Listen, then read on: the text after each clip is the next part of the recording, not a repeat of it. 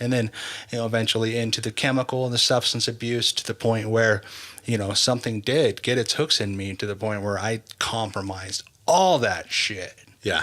And all of a sudden I'm doing all sorts of things that I never thought I would do. Yeah. And I have no idea how to stop.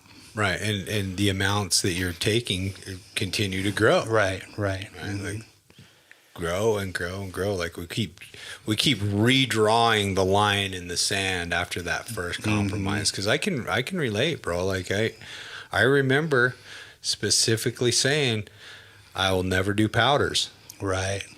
Yeah. Me and the homie never do powders. And I was at his house, and he grew up in a really dysfunctional environment, right? His mom was a biker, single parent. She would bring home other guys. She worked at a bar. It was like she always had a different husband or boyfriend over there. They were usually abusive. And so he had a haven at my house, because my house was fairly stable. Right. In comparison, it was very stable. Yeah.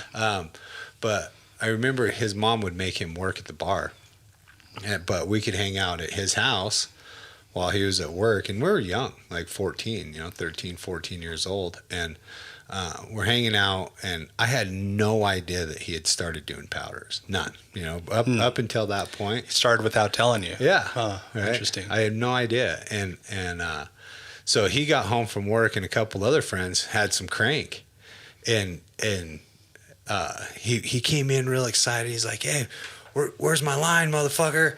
And I was taken back. Mm-hmm. Right. I remember this really vividly.